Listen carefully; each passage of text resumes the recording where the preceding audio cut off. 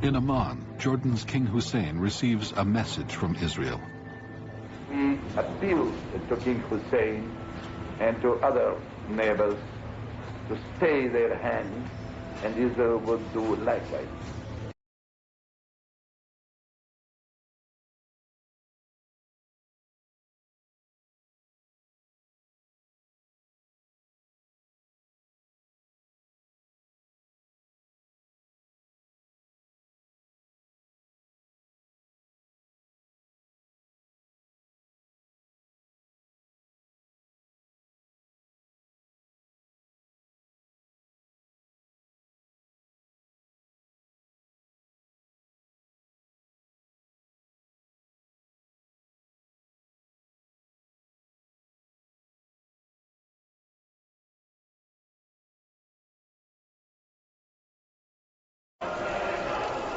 Anwar Sadat, Speaker of the Egyptian Parliament, was in Moscow for talks with Soviet Prime Minister Kosygin.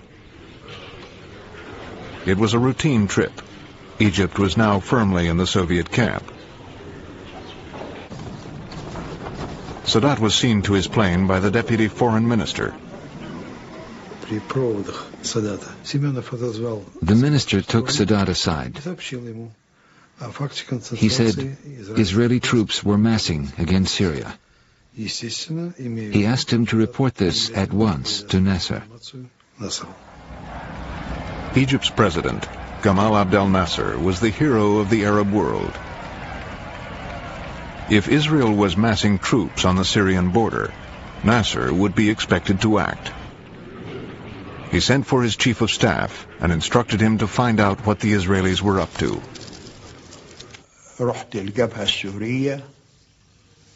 I went to the border between Syria and Israel.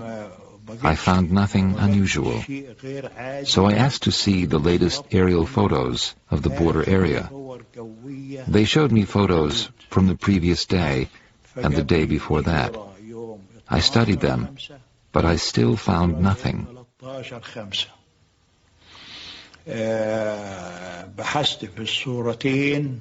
The Chief of Staff found nothing to back up the Soviet report. But then the Soviet ambassador came back to us. He said Soviet intelligence had reconfirmed their report.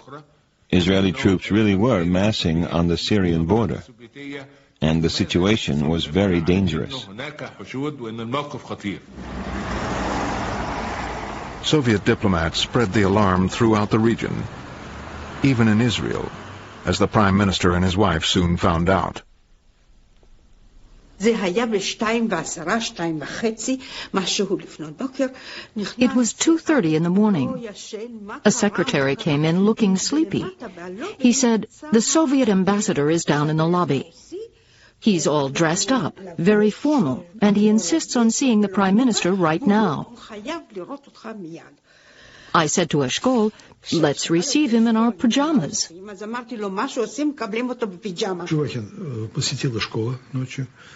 Our ambassador gave Eshkol a telegram from Kosygin. Eshkol offered to go to Moscow to discuss the regional situation.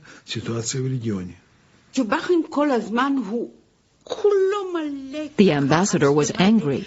He said, "You are massing your troops in the north." Eshkol said, "We can go there now. We can go together to the Golan border. You'll see we haven't mobilized anything." The Soviet ambassador said, "No."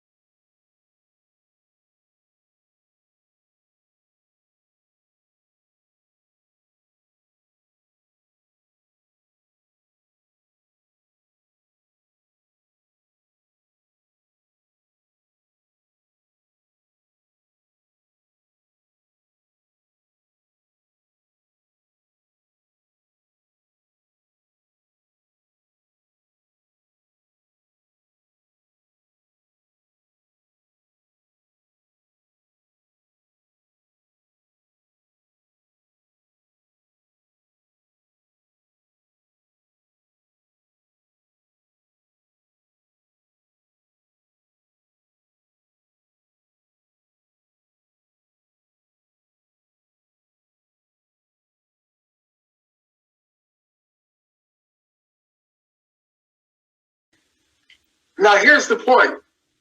The point is no country in the world, none, including the United States, no country in the world condemned Sadat for aggression. None. And you know, for Israel, it was a close call, or it seemed to be. In retrospect, it turned out not to be, but it seemed to be a close call. Nobody condemned Egypt. Why?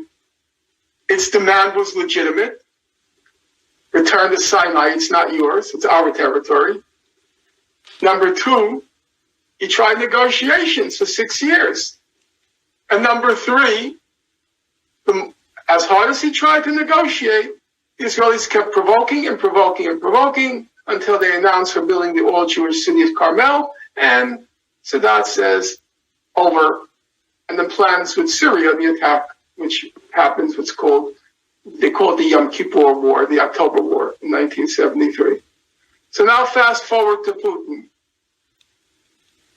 Demand was reasonable, neutralize Ukraine. Negotiates over 20 years, they're fighting over this thing, this NATO expansion in the east. And then they start provoking him even more. They start pouring weapons into Ukraine. They start carrying on joint military exercises between Ukraine and NATO.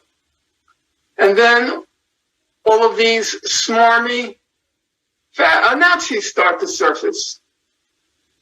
No, I'm not saying Nazis control the government, but they played an outsized role in the government and the military. And I don't see what's the difference between what Putin did and what Sadat did. I don't see the difference. So I think it was the same thing. But Norm, and nobody condemned Sadat for aggression. That week, President Johnson was hosting a summit for Soviet Prime Minister Kosygin. Eager to appear as peacemakers at the UN, the two leaders had a peace resolution drafted. In Cairo, it was scrutinized by the Foreign Ministry. This was another turning point in the Arab-Israeli conflict. We concluded that this proposal was the best we were likely to get. We advised the Foreign Minister to accept it. The minister looked at it differently. When the resolution was proposed, Israel was ready to accept it. But Egypt's foreign minister was utterly against the resolution because it indirectly implied Israel's right to exist, and he wouldn't have that at all. Israel, of course, did not want any resolution that only said, pull back your forces, but didn't recognize Israel's existence. So this was the problem.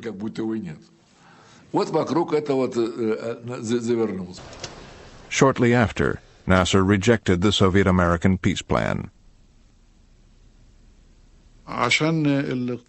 Nasser could not bring himself to accept the peace plan. He was a hero to the Arabs. He couldn't be seen negotiating with the Israelis. 3 months later, Arab leaders met to formulate a unified policy towards Israel. Nasser, still the idol of the Arab world, was subdued. I found him a different man. I noticed from the outset that he felt a great sense of guilt. The Arabs agreed to reject any compromise with Israel.